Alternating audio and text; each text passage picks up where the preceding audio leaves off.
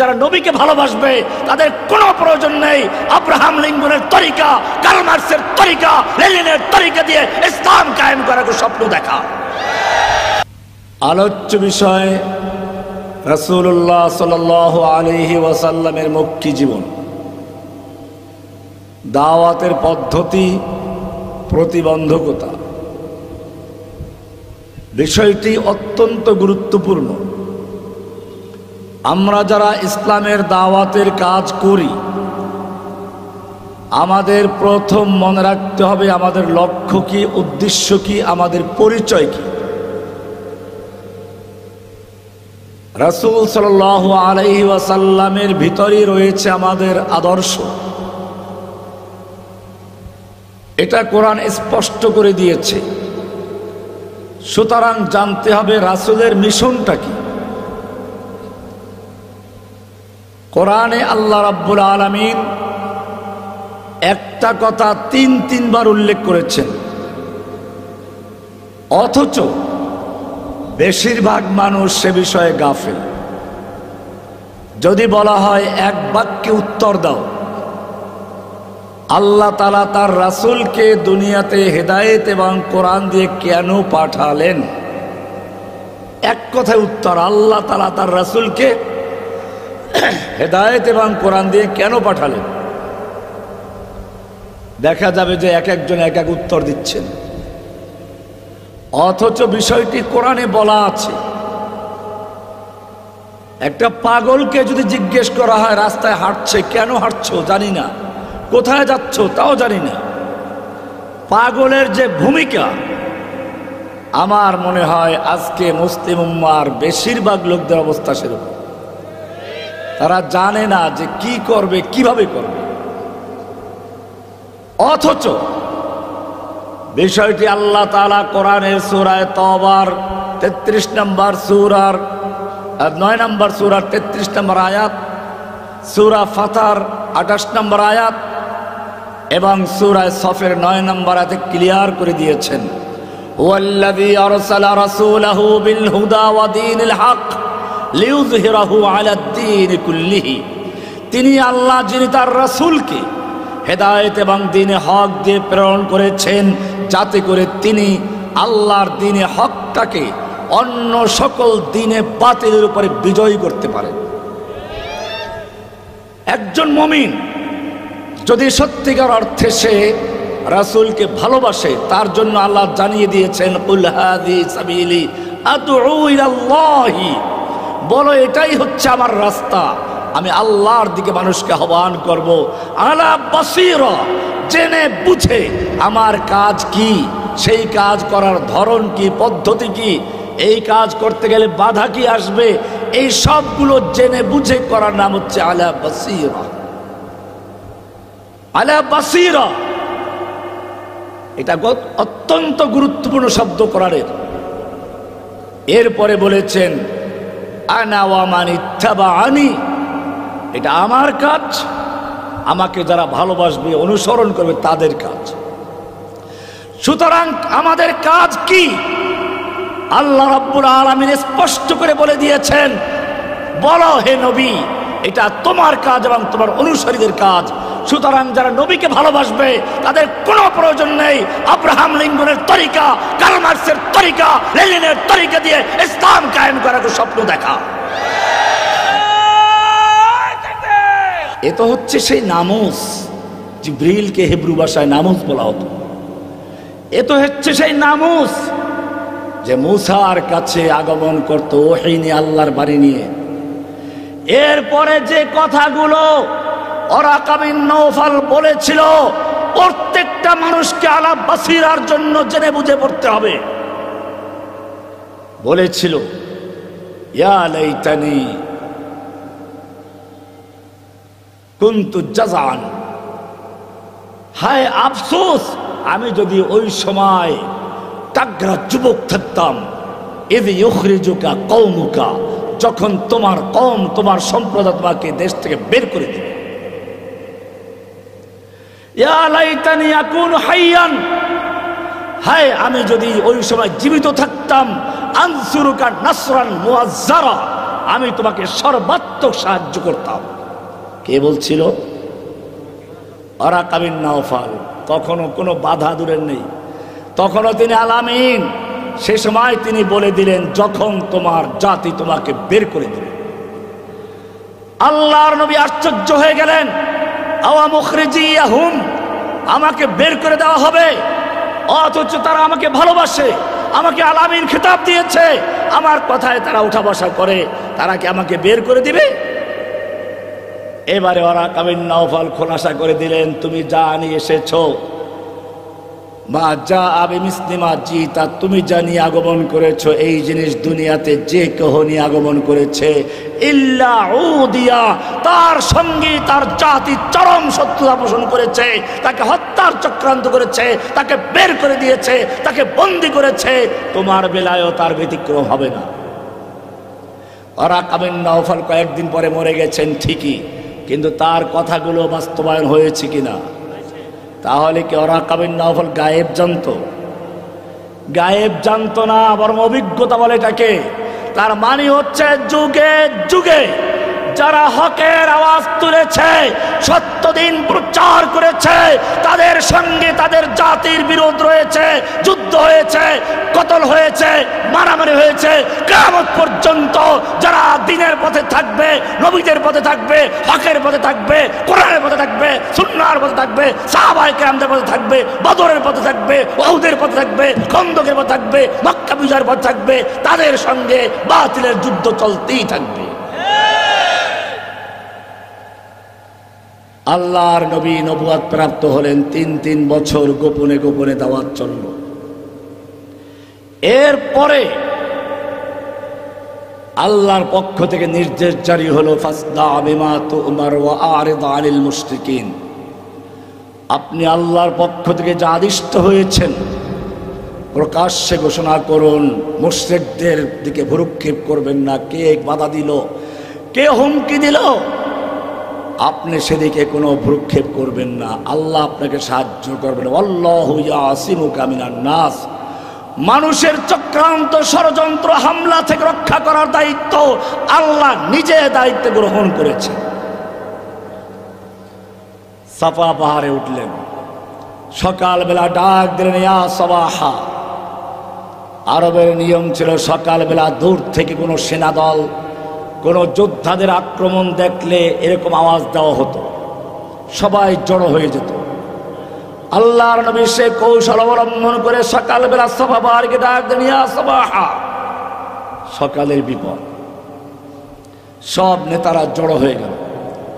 আল্লাহর নবী এবারে কুরাইশের লিডারদেরকে জিজ্ঞেস করলেন, হে মক্কার নেতারা, আমি যদি তোমাদেরকে বলি এই পাহাড়ের অপর প্রান্তে তোমাদের শত্রু উৎপেতে বসে আছে, যেই কোনো মুহূর্তে হামলা করে মক্কাকে ধ্বংস করে দিবে, তোমরা কি আমার কথা বিশ্বাস করবে? মক্কার সকল নেতা এক বাক্যে বলে উঠল, অবশ্যই বিশ্বাস করব। মা জাররাবনাকা কাযিবান কত্তু, আমরা তোমার থেকে কখনো মিথ্যা শোনার অভিজ্ঞতা অর্জন করি নাই।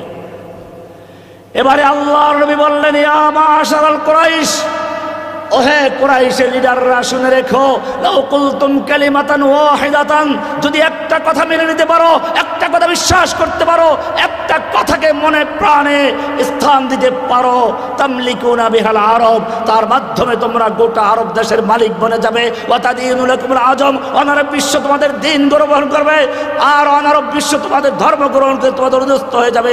মাত্র একটা কথা তোমাদেরকে মানতে হবে, একটা কথা। আবু জাহাল, আবুল আহাব খুশি।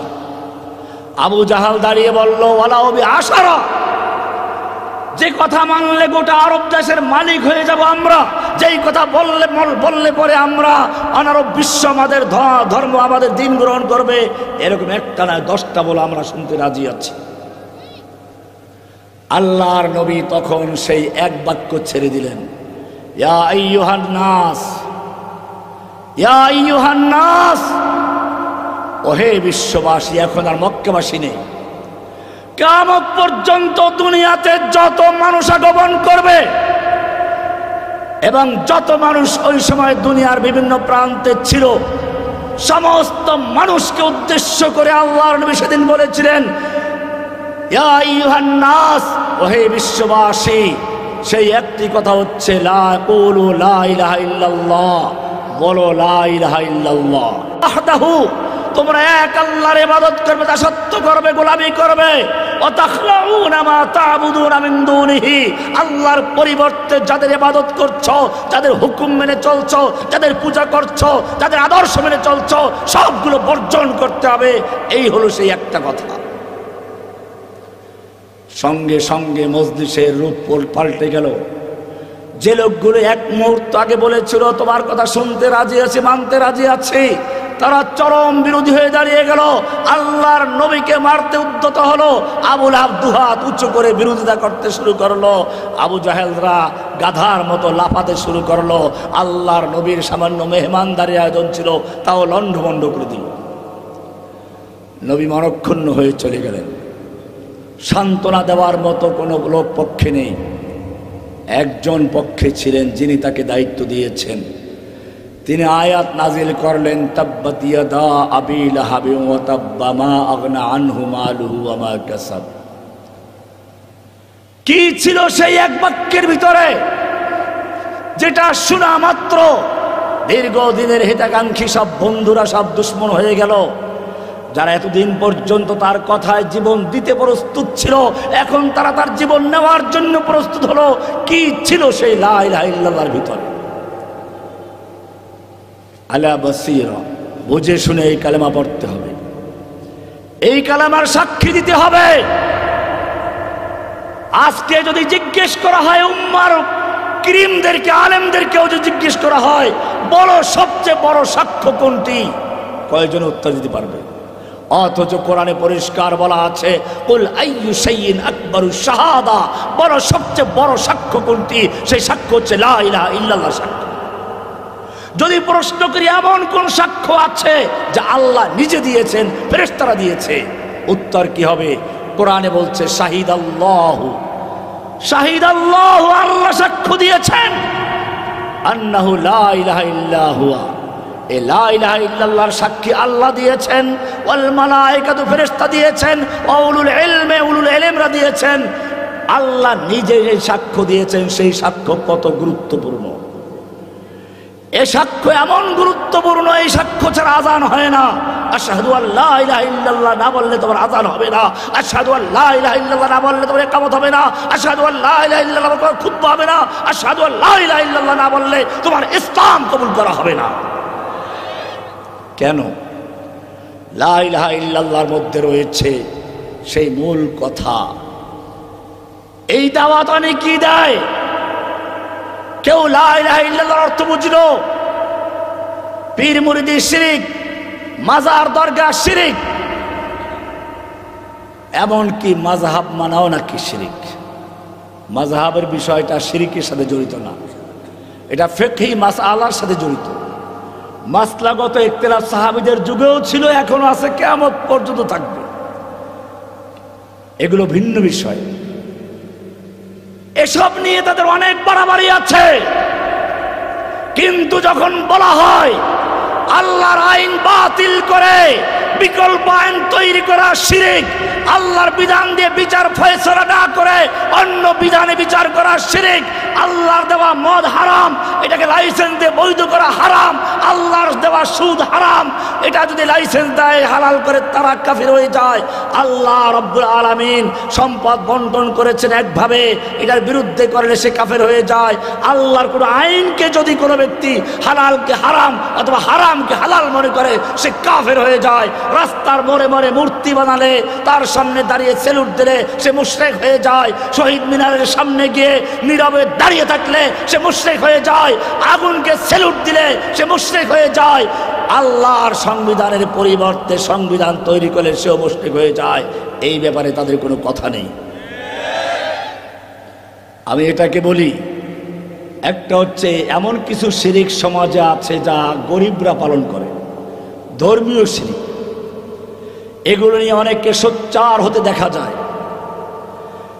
আর একটা হচ্ছে রাষ্ট্রীয় শিরিক, ভিআইপি শিরিক, যার মধ্যে সবচেয়ে গুরুত্বপূর্ণ বিষয় হচ্ছে এই পৃথিবী নামক কারখানার একমাত্র একচ্ছত্র মালিককে, সার্বভৌম ক্ষমতার মালিককে, লা ইলাহা ইল্লাল্লাহ মানে হচ্ছে লা ইলাহা, নেই কোনো ইলাহা, নেই কোনো ক্ষমতার মালিক, নেই কোনো মাবুদ যার আনুগত্য করা যেতে পারে একমাত্র আল্লাহ ছাড়া। সমস্ত ক্ষমতার মালিক আল্লাহ, আইন দেওয়ার মালিক আল্লাহ, বিধান দেওয়ার মালিক আল্লাহ, আনুগত্য পাওয়ার মালিকও আল্লাহ। কিন্তু যখন আমরা দেখি একদিকে কালেমা লা ইলাহা ইল্লাল্লাহ পাঠ করছে, আর একদিকে সেই লোকগুলোই একটা সংবিধানকে রক্ষার জন্য শপথ নিচ্ছে, যার 7 নম্বর ধারার কয়ে লেখা আছে প্রজাতন্ত্রের সমস্ত ক্ষমতার মালিক জনগণ। যে লোক কোরআন পড়ে কুলিল্লাহুম্মা মালিকাল মুলকি তুতিল মুলকা মান তাশাউ ওয়া তানজিউল মুলকা মিম্মান তাশাউ ওয়া তুইজ্জু মান তাশাউ ওয়া তুযিল্লু মান তাশাউ বিয়াদিকাল খায়র ইন্নাকা আলা কুল্লি শাইইন কাদির। সূরা আলে ইমরানের 26 নম্বর আয়াতে পরিষ্কার বলা হয়েছে কুলিল্লাহুম্মা মালিকাল মুলক, বলো সমস্ত ক্ষমতার মালিক কে?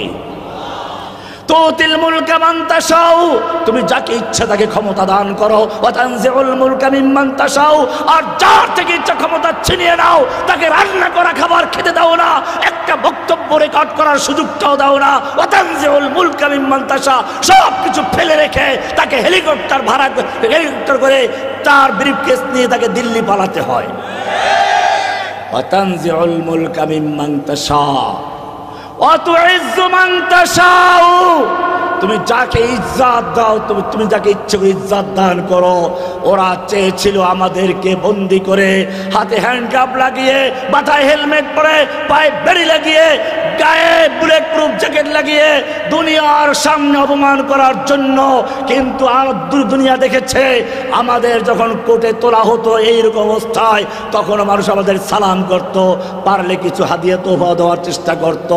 কিন্তু পক্ষান্তরে যারা আমাদেরকে হেলমেট পরিয়েছিল, যারা আমাদের হাতে হ্যান্ডকাপ লাগিয়েছিল, আল্লাহ রাব্বুল আলামিন আমাদের জীবদ্দশা দেখিয়ে দিয়েছেন। এখন তাদের মাথায় হেলমেট পড়েছে, তাদের মাথায় বুলেট প্রুফ রয়েছে। মানুষ যখন তাদেরকে হাতের নাগালে পায়, পচা ডিম দিয়ে তাদেরকে স্বাগত জানায়, জুতা দিয়ে স্বাগত জানায়। পালাবার জন্য কালা মানিক কলা গাছের পাতা নিয়ে জঙ্গলে শুয়ে সে বাঁচার চেষ্টা করে। দরবেশ বাবা নিজের দাড়ি কামিয়ে মুসলিম থেকে সনাতনী হয়ে বাঁচতে পারে না। অত ইজ্জু মান তাশা ওয়া তুযিল্লু মান তাশা, ইজ্জত দেওয়ার মালিক কে? অপমান করার মালিক কে? কোরআন পরিষ্কার বলে দিয়েছে আইয়াবতাগুনা ইনদাহুল ইজ্জা, তোমরা কি ওদের কাছে কি ইজ্জত সম্মান তালাশ করছো, পাওয়ার ক্ষমতা তালাশ করছো? ইজ্জা ইন্নাল ইজ্জাতা লিল্লাহি জামিআ, জানিয়ে দাও সমস্ত ক্ষমতার মালিক কে? সুতরাং আজকে যারা লা ইলাহা ইল্লাল্লাহর সাক্ষ্য দিচ্ছেন, আবার ওদের ভয়ে ইসলামের রাসূলের আদর্শ থেকে বিচ্যুত হয়ে আব্রাহাম লিঙ্কনের আদর্শ, কার্ল মার্কসের আদর্শ, লেনিনের আদর্শকে বাস্তবায়ন করার চেষ্টা করছেন, অথবা সেই আদর্শের মাধ্যমে দিন কায়েমের চেষ্টা করছেন, আপনাদের ব্যাপারে একটা কবিতাই যথেষ্ট। তরসম নরসি বকাবা আয় আরবি কেই রাহ কে তু মিরবি বতুর্কিস্তানাস। ও বদ্দু, তুমি মক্কা যাওয়ার জন্য যে রাস্তা ধরেছো, এটা মক্কার রাস্তা নয়, এটা মক্কার রাস্তা। তুমি মক্কার পরিবর্তে মক্কায় গিয়ে দাঁড়াবে। যেই মুসলিমদের কাজ ছিল রাতের বেলায় তাহাজ্জুদে দাঁড়িয়ে আল্লাহর কাছ থেকে শক্তি সঞ্চয় করা, আজকে সেই যুবকেরা রাত জেগে জেগে মসজিদের দরজা থেকে সরে গিয়ে মন্দিরের দরজায় গিয়ে মূর্তি বাড়াদারি করছে। কবি ইকবাল সুন্দরী বলেছেন, উनको तहजीब ने हर बंद से आजाद किया लेके काबे से सनम खाने में आबाद किया। কাবার দরজার থেকে সরিয়ে নিয়ে ওদেরকে মূর্তিখানার দরজা, মন্দিরের দরজায় গিয়ে দাঁড় করিয়ে দিয়েছে। কাকে খুশি করতে চাও? কোরআন পরিষ্কার বলে দিয়েছে, ওয়ালান তারদা আনকাল ইয়াহুদ ওয়ালান নাসারা হাত্তা তাত্তাবিআ মিল্লাতাহুম। না, কখনো নয়। তুমি ইহুদি খ্রিস্টানদেরকে ততক্ষণ পর্যন্ত সন্তুষ্ট করতে পারবে না যতই রাজি খুশি করার চেষ্টা করো, যতই ওদের তেল মারো, কোনো তেলে কাজ হবে না, কোনো তোয়াজ করে কাজ হবে না, যতক্ষণ না সম্পূর্ণভাবে তাদের দিন গ্রহণ করবে। কে বলেছেন?